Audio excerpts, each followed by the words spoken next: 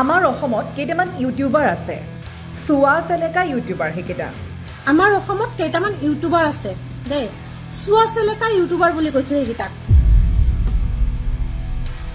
হয়তো হেকেটা বহুতে চিনিও পায় দেখিছেও কোৱা নাই সকলোৱে গাত পাতি নলব যেকিটাক কৈছো হয়তো হেকিটাক বহুতে চিনিও পায় আৰু বহুতে দেখিছে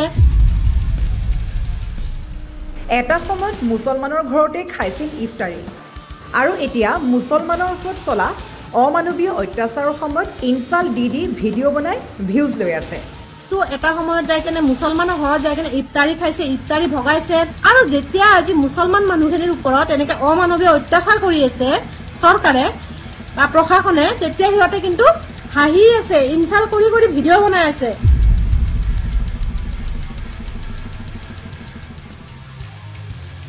কেৱল অসমৰ ইউটিউবাৰে নহয় অসমৰ ইউটিউবাৰৰ সমান্তৰালকৈ বিজেপি চৰকাৰক ক্ষুৰ্ধাৰ সমালোচনা কৰিলে এগৰাকী মহিলাগৰাকীৰ ভাষ্য যে আমাৰ অসমত কেইটামান ইউটিউবাৰ আছে যিকেইটা ইউটিউবাৰ সম্পূৰ্ণ চুৱা চেলেকা যিকেইটা ইউটিউবাৰে এটা সময়ত মুছলমানৰ ঘৰতে কৰিছিল ইফতাৰী মুছলমানৰ ঘৰতে কৰিছিল যে মুছলমানৰ পৰা শিকিব লাগে অমুকটো মুছলমানৰ পৰা শিকিব লাগে তমুকটো এই ধৰণৰ ভিডিঅ' বনাই বনাই লৈছিল ভিউজ আৰু এতিয়া যেহেতু চলি আছে মুছলমানৰ ওপৰত অমানৱীয় উচ্ছেদ অভিযান সেই মুহূৰ্তত কিন্তু সেইকেইজন চুৱা চেলেকা ইউটিউবাৰে ইনসাল দি ভিডিঅ' বনাই ভিউজ লৈ আছে এই কথা ব্যক্ত কৰিলে মহিলাগৰাকীয়ে কেৱল সেয়াই নহয় হিমন্ত বিশ্ব শৰ্মা চৰকাৰক লৈ কৰিলে সমালোচনা মহিলাগৰাকীয়ে ক'লে যে চৰকাৰে বাংলাদেশী খেদাইছে পিছে কেইজনক পঠাইছে বাংলাদেশ এজনকো পঠাব পৰা নাই বাংলাদেশ মুঠৰ ওপৰত এয়া হিন্দু মুছলমান কৰি কি কৰি আছে বিজেপি চৰকাৰে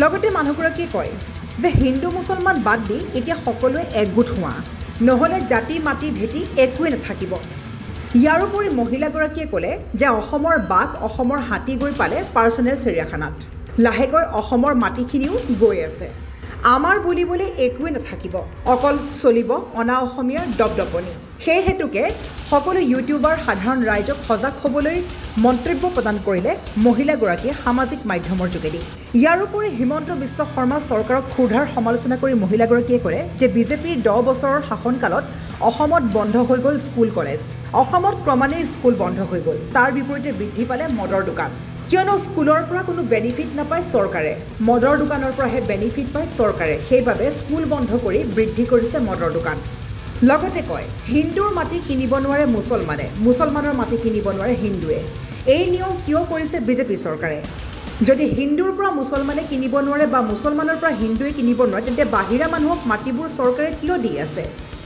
এই ধৰণৰ বিভিন্ন প্ৰশ্ন উত্থাপন কৰিছে বিজেপি চৰকাৰলৈ এইগৰাকী মহিলাই ইয়াৰ উপৰি উদাহৰণস্বৰূপে মহিলাগৰাকীয়ে কয় যে আমাৰ যদি মুখ্যমন্ত্ৰী হিমন্ত বিশ্ব শৰ্মাই শ্বিলঙত গৈ কয় যে মই একঠা মাটি কিনিম কিন্তু কিনিব নোৱাৰে সেই আইন কিয় আনিব নোৱাৰে অসম চৰকাৰে অসমৰ মানুহে অসমতে হাৰাশাস্তি খাই মৰক মুছলমানৰ ওপৰত উৎখাত চলক আনহাতে অনা অসমীয়া আনি অসমত ভৰাওক এয়াই কৰি আছে বিজেপি চৰকাৰে মুঠৰ ওপৰত বিজেপি চৰকাৰৰ একাংশ ইউটিউবাৰক সামৰি এইদৰে সামাজিক মাধ্যমযোগে পোষ্ট কৰিলে এইগৰাকী মহিলাই তাৰ পিছতেই কেইটামান ছেকেণ্ডৰ মুহূৰ্ততে সম্পূৰ্ণৰূপে ভাইৰেল হৈ পৰিলে এই ক্লিপ বহুজনে জনালে কমেণ্ট বহুজনে জনালে ৰিয়েক্ট একাংশই কৰিলে মহিলাগৰাকীৰ পক্ষত মন্তব্য একাংশই কৰিলে মহিলাগৰাকীৰ বিৰুদ্ধে মন্তব্য পিছে আপোনাৰ মন্তব্য কি আপুনিও একমত নেকি মহিলাগৰাকীৰ সমালোচনাৰ সৈতে যদিহে একমত তেন্তে একমত বুলি এতিয়াই কৰক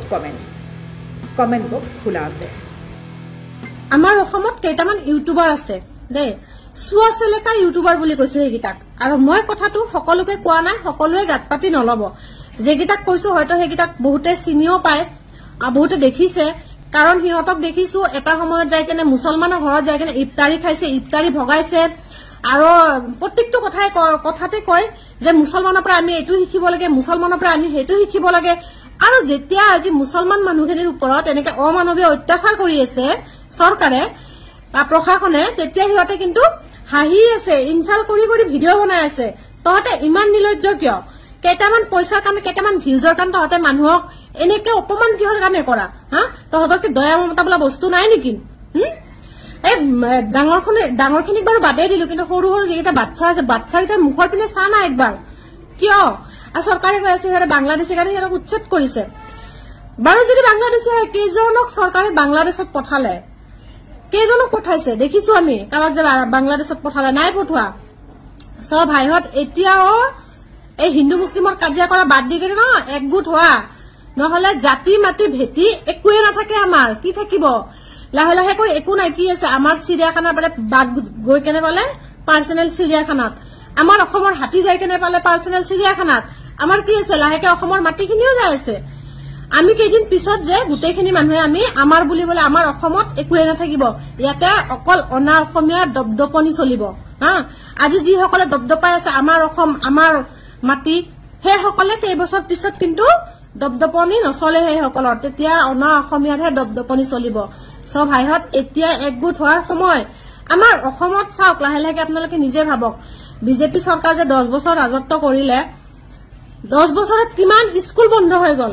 বাহিৰত দেশত যাই কেনে চাব যে স্কুলবোৰ দেখিলে কব নোৱাৰিব আপোনালোকে যে চৰকাৰী স্কুল হয় নে প্ৰাইভেট স্কুল হয়। কিন্তু আমাৰ অসমত স্কুল বন্ধ হৈ যাই আছে দিন দিন। মদৰ দোকান বাঢ়ি যাই আছে, কাৰণ স্কুলৰ পৰা চৰকাৰে একো বেনিফিট পোৱা নাই, মদৰ দোকানৰ পৰা বেনিফিট পাই আছে ন। চ দিন দিন মদৰ দোকান বাঢ়ি যাই আছে, স্কুল বন্ধ হৈ যাই আছে। আজি আমাৰ অসমত চৰকাৰে এইটো নিয়ম কৰিছে যে আমাৰ অসমীয়া হিন্দু মানুহৰ মাটি মুছলমানে কিনিব নোৱাৰে, মুছলমানৰ মাটি হিন্দুৱে কিনিব নোৱাৰে। তেনেহলে বাহিৰা মানুহক আমাৰ অসমৰ মাটিবোৰ কিহৰ কাৰণে দি আছে চৰকাৰে? কিহৰ কাৰণে? আজি শ্বিলঙত যাই কেনে চাওক, বেছি দূৰত নহয়, শ্বিলঙত যাই কেনে চাওক। তাতে আমাৰ CM ছাৰে যদি কয় যে আধা কথা মাটি কিনিব তেখেতৰ নামত, নোৱাৰে। চ তেনেকুৱা আইন বনাওক ন। মানে অসমৰ মানুহে অসমতে হাৰাশাস্তি খাই মৰক, মুছলমান মানুহখিনিৰ ওপৰত উৎপাত কৰক, আৰু অনা অসমীয়া আনি কেনে অসমত ভৰাওক। সেইবোৰে চলি আছে। চ এতিয়াও সময় আছে, সকলোকে কৈছো দেই মই, লাগিলে ইউটিউবাৰ সমাজ হওক, লাগিলে সাধাৰণ মানুহ হওক, এতিয়াই মাত মাতক। নহলে কিন্তু আমি আৰু বেছি দিন নাই যে আমি অনা অসমীয়াৰ গোলামী কৰিব লাগিব। একবাৰ চকু মেলি চাওক সকলোৱে। চৰকাৰৰ বুদ্ধিহে এইটো, চৰকাৰে বুদ্ধি খটাইছে যে মানুহখিনিক হিন্দু মুছলিম লাগি থাকক তেওঁলোকে, আৰু আমি আমাৰ কামখিনি কৰিব পাৰিম। আৰু সঁচাকে তেওঁলোকে সেইটোত ছাকচেছ হৈ গল। আমি লাগি থাকিলো হিন্দু মুছলিম কৰি কেনে, আৰু তেওঁলোকে তেওঁলোকৰ কাম কৰি গল। তেওঁলোকে গোটেই মাটিখিনি তাৰ ধুবুৰী মাটিখিনি গোটেই আদানী আম্বানীক গতাই দিলে অলৰেডি কব গলে।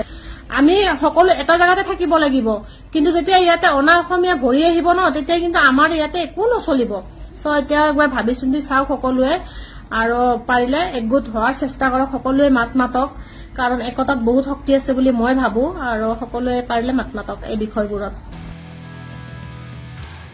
News desk report, news Assam.